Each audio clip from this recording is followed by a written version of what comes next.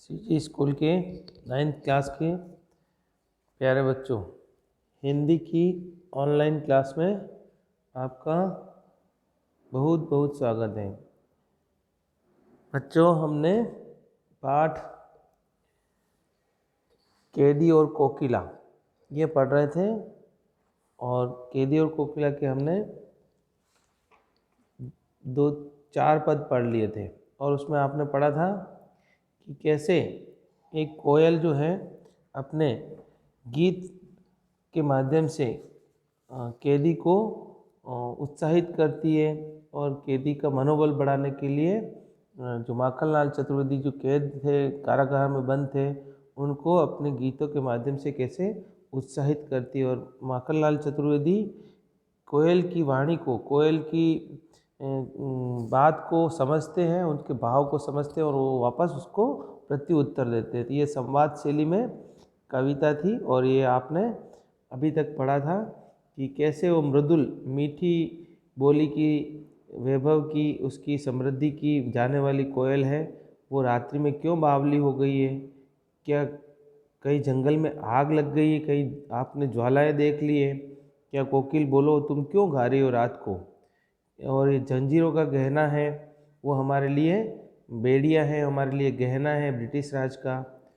कोलू का बेल है, वो मैंने बताया, जो चरचू की तान उसकी होती है, वही संगीत है हमारे लिए, क्योंकि कोलू में उसको जोत दिया जाते थे कैदियों को।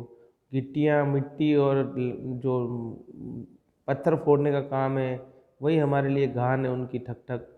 और जो पानी का चरस होता है, उसमें से पानी से मोट खींचना पड़ता है, वो पानी का थैला, वह मैं उसको थैलों को खींचकर ब्रिटिश राज का अकड़ का कुआं खाली कर रहा हूँ। इस तरह से इस शांत समय में तुम बोलकर क्यों अंधकार को चीर रही हो और क्यों चुपचाप विद्रोह के बीज बो रहे हो।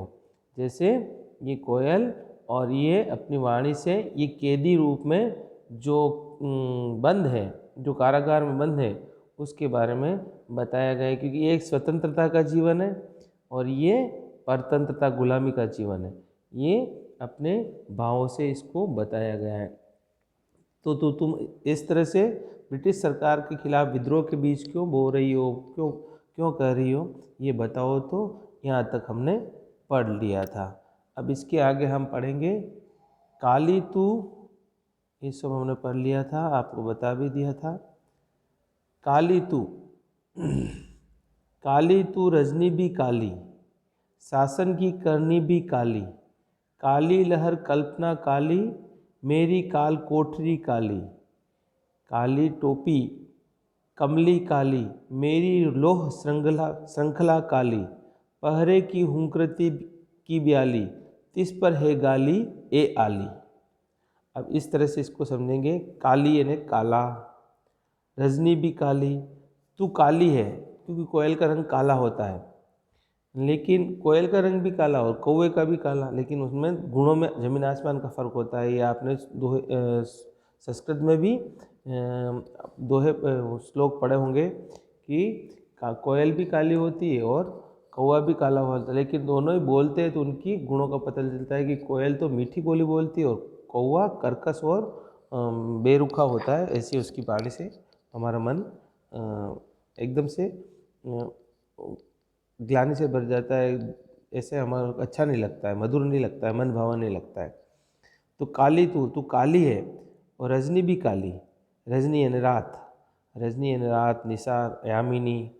तो रजनी भी काली, रात भी काली होती है। और वो कौन सी? अमावस की रात। अमावस की रात दुखों की, भय की, अंधकार की, निराशा की, ऐसी काला कलर इन्हें भय, निराशा, हताशा और डर, इन चीज़ों को बताता है, इन चीज़ों को सांकेतिक बताता है। ये सांकेतिक, इसका काला का मतलब काला, अंधकार, हताशा, निराशा और भय का वातावरण बताने वाला होता है।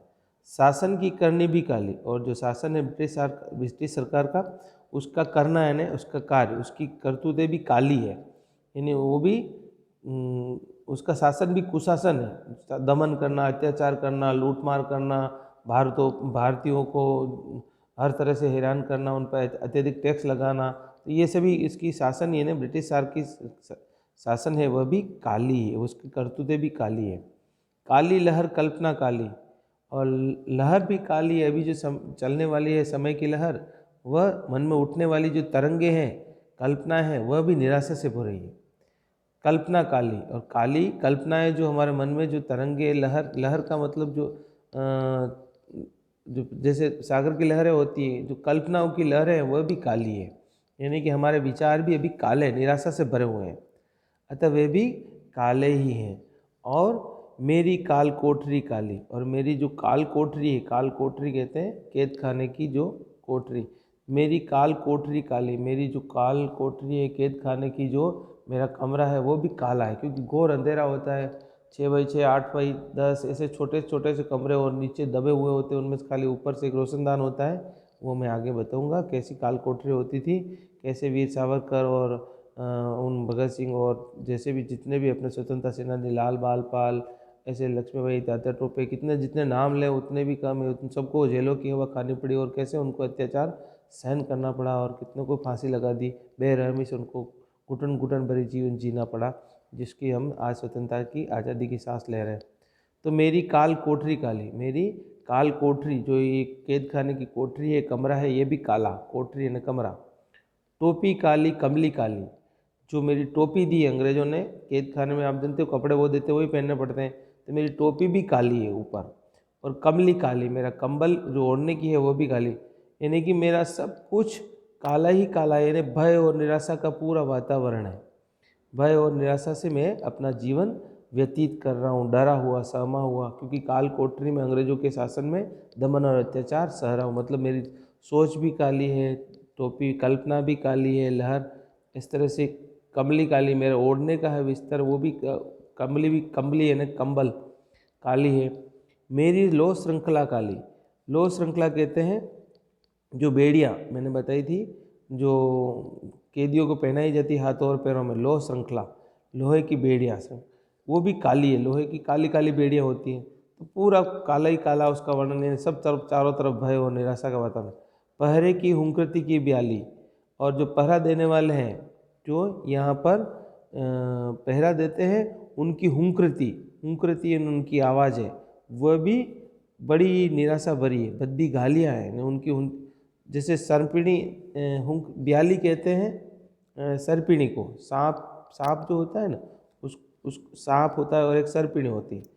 सर्पिणी जो उसकी सांप जैसे फुंकार मारती है तो वो जहरीली होती है, उसी तरह पहरे करने वाले चौकीदार, ये जो यहाँ के सिपाही हैं, वह भी बड़ी जहरीली वाणी बोलते हैं, या भयंकर फुंकार जैसी निराशा से भर देने वाली डरावनी वो वाणी को प्रयोग करते हैं, बड़ी भद्दी गालियाँ देते हैं।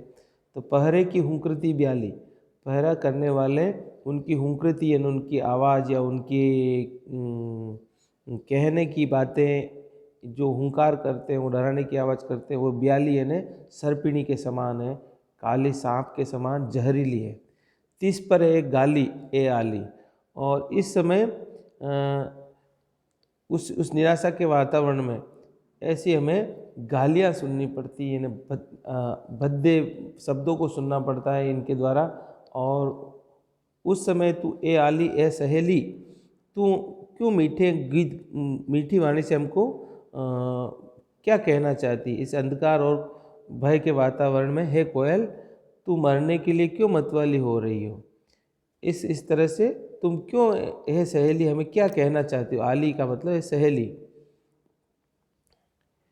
इस काले संकट सागर पर, इस काले संकट सागर पर, यानी ये पूरा काला संकट का सागर है, चारों तरफ संकटों से भरा हुआ विस्तृत सागर का मतलब होता फैला हुआ, कैद खाना, अंग्रेजों का शासन, गुलामी, चारों तरफ त्राही त्राही, चारों तरफ भय का वातावरण। तो इस काले संकट का सागर, मरने की मतवाली, तू क्या मरने के लिए मतवाली है। जैसे हम कैद खाने बंद कर रखा और हमको मारने के लिए, तो तू भी क्या हमारे साथ मरने के लिए मतवाली हो गई है, मरने की दीवानी हो गई, मरने को चाहती है क्या तू भी, कैदी जैसे हमारे कैदियों के साथ में मरना चाहती है। कोकिल बोलो तो, हे कोयल बोलो तो, कोयल बताओ तो, क्या तुम भी हमारे साथ आत्मोत्सर्ग करना चाहती हो अपने भारत देश के लिए। अपने चमकीले गीतों को, अपने जो चमकीले गीत हैं, तुम जो अभी गीत गा रही हो, अभी जो इस भय और वातावरण में, निराशा के वातावरण में, इस संकट के बादल चारों तरफ छाए हो, उस समय तो जो मतवाले गीत गा रही हो, वो उत्साह भरे हुए गीतों में तुम क्या कर रहे हो?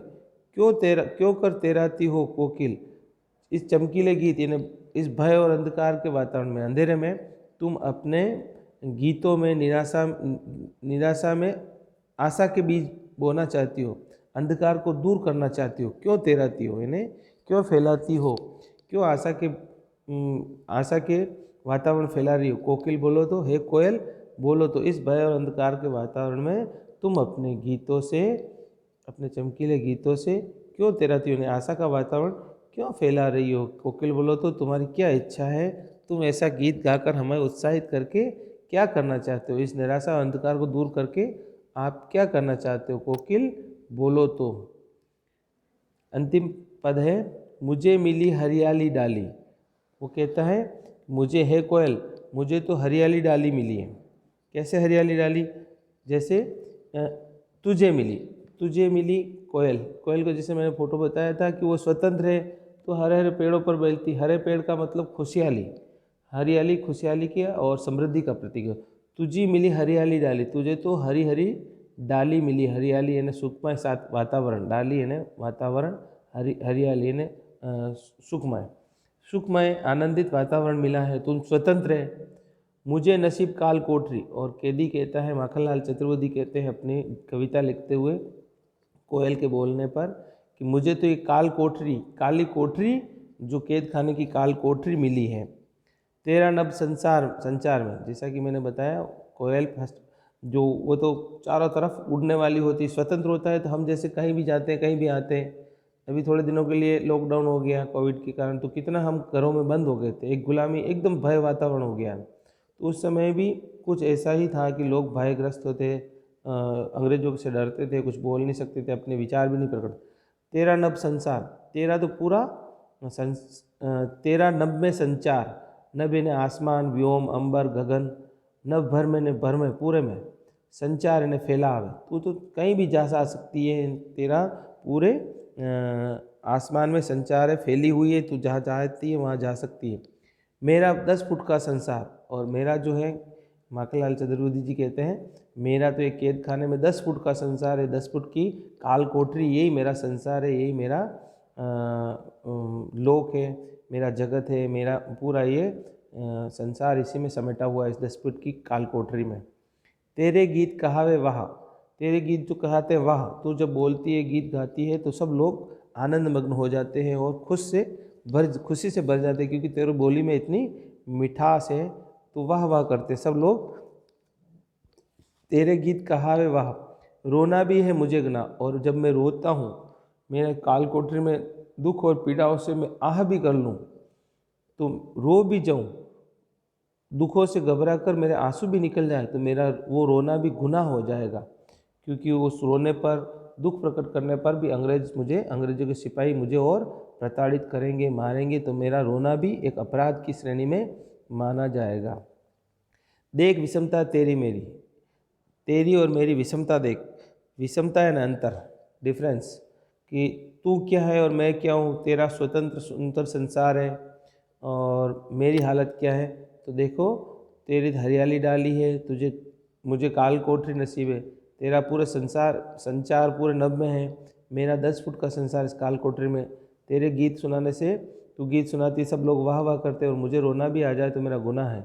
देख विषमता तेरी और मेरी भिन्नता, अंतर जो है, डिफरेंस है, वो देख, मेरा और तेरा जीवन कैसा है। बजा रही तिस पर, और तेरे और मेरे इस विषमता भरे अंतरयुक्त जीवन में तू बजा रही तिस पर बेड़ी, बजा रही है तिस यानी उस पर। रणभेरी जो आप जानते हो, युद्ध में जो तुरई बजाई जाती है, वो युद्ध चालू होती है, जैसे कभी तो शंखनाद चालू करते हैं और कभी रणभेरी होती है। रण यानी युद्ध में आह्वान करने के लिए, युद्ध में शत्रु को संकेत देने के लिए वो बजाई जाती है, हाँ युद्ध चालू कर दो। तो बजा रही तिस पर रणभेरी, बजा रही तू उस पर रणभेरी बजा रही है, यानी कि युद्ध को आमंत्रण कर रही है। इस तरह से ये एक पद और है, थोड़ा पढ़ लेंगे। इस हुंकृति पर, इस आह्वान पर, इस हुंकार पर, हुंकार, हुंकृति यानी हुंकार करना, रणभेरी युद्ध करो ऐसा बोलते हैं ना, वही हुंकार करना, युद्ध ऐसे जोर से, जब ऐसे जो युद्ध के लिए आमंत्रण करना। अपनी कृति से कहो क्या कर, अपनी कृति यानी रचना, तुम हे कोयल अपनी कृति से यानी अपने जो बनाए हुए तुम संवाद है, मीठे बोल हैं, उससे क्या करना चाहती हो। अपनी कृति से और क्या कर दूं, अपनी कृति से और कहो क्या कर दूं। हाँ, कवि कह रहे हैं माखनलाल चतुर्वेदी कि मैं जो रचना कर रहा हूँ, मैं जो कविता लिख रहा हूँ, अपनी कृति रचना लिख रहा हूँ, तो अपनी कृति से तुम बोलो कोयल और कहो क्या कर दूं, क्या करूं मैं ऐसा जिससे सभी स्वतंत्रता के प्रेमी हैं उनमें आत्मविश्वास, साहस और वीरता के भाव जग जाएं। इस तरह से इस असमता के, इस निराशा के वातावरण में मैं क्या करूं, तुम बोल कोयल। कोकिल बोलो तो हे कोयल बोल कि मैं अपनी रचना में ऐसा क्या करूं जिससे सभी कैदी है, गुलाम है, वह आत्मविश्वास से भर जाए। मोहन के व्रत पर, मोहनदास करमचंद गांधी, महात्मा गांधी जी, तो महात्मा गांधी जी का व्रत क्या था, सत्य अहिंसा के द्वारा स्वतंत्रता दिलाना। तो मोहन के व्रत पर प्राणों का आसव किस में भर दूं। मोहनदास करमचंद गांधी यानी महात्मा गांधी के व्रत जो उन्होंने लिया है सत्य अहिंसा, उनके व्रत पर मैं प्राणों का आसव, प्राणों का आसव, प्राणों का जो मदिरा है, प्राणों की जो मदिरा है वो मैं कैसे भर दूं, उसमें कैसे उसमें उत्साह और उमंग भर दूं।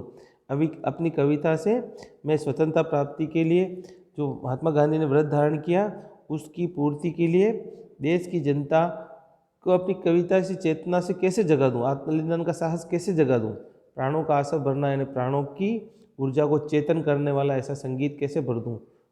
हे कोकिल बोलो तो हे साहस जगा दे ऐसा मैं के भर दूं, या तो मैं भर, तू कह रही है तो भर दूं, या मैं भरना चाहता हूं जनता में अपनी कविता में चेतना जगा दूं, जैसे महात्मा गांधी ने अपने व्रत के द्वारा सभी लोगों में गुलामी के प्रति विद्रोह की आवाज़ भर दी थी, वैसे ही मैं अपनी कविता में ऐसी चेतना भर दूं। हे कोकिल बोलो तो हे कोकिल बोलो, क्या तुम यही चाहती हो, तो ये मैं करने के लिए तैयार हूँ, क्योंकि तुम मुझे रात के अंधेरे में आकर यही संकेत देना चाहते हो कि तुम हारो मत, निराश मत हो। इस अंधकार और भय के वातावरण में भी मैं तुम्हारे साथ हूँ, मैं तुम्हारी सहेली के रूप में हूँ, मैं स्वतंत्रता के रूप में मैं हूँ, और तुम्हें भी स्वतंत्र करना चाहती हूँ। ये कोयल के संगीत है, कोयल के संगीत के द्वारा ये भाव है, और इसी को भावों को पढ़कर माखनलाल चतुर्वेदी भी अपनी बात को संवाद रूप में कहते हैं कोयल को, और इन दोनों की बातों को ये माखनलाल चतुर्वेदी ने स्वतंत्रता के परिवेश को बड़े अच्छे ढंग से उजागर किया है। इसको हमको समझना है, इसमें विशेष भी लिखना है। इसकी कवि को स्वतंत्रता संग्राम में अपनी भूमिका निभा रही हैं, और वह चाहता है कि जनसाधारण भी अपनी क्षमता के अनुसार पूरा सहयोग दे, और कोयल के द्वारा अच्छा निर्देशन किया गया है, स्वतंत्रता की प्रतीक के रूप में बताया, अच्छे प्रकार से बताया गया है। ये विशेष में भी लिखना है विशेष, और इस तरह से व्याख्या आपको दोनों पदों की करनी है, और क्वेश्चन आंसर मैं आपको टिक करवा दूंगा और पीडीएफ में बता दूंगा, डाल दूंगा, वो आप करें।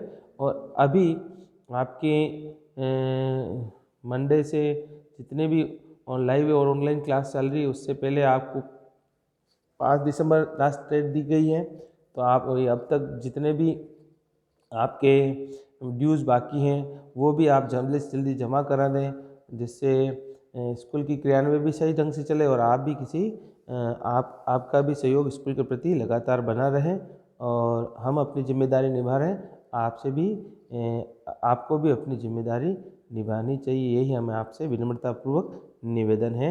ऐसा अपने पेरेंट्स को बोले, ये सबके लिए एक आवश्यक सत्य है। धन्यवाद। स्वस्थ रहे, मस्त रहे, और अपना काम समय पर लगातार करते रहें, और पढ़ाई को सीरियसली लें, गंभीरता से लें,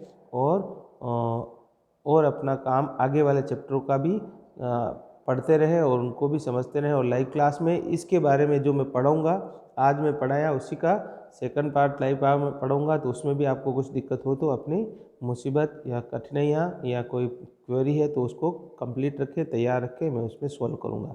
धन्यवाद।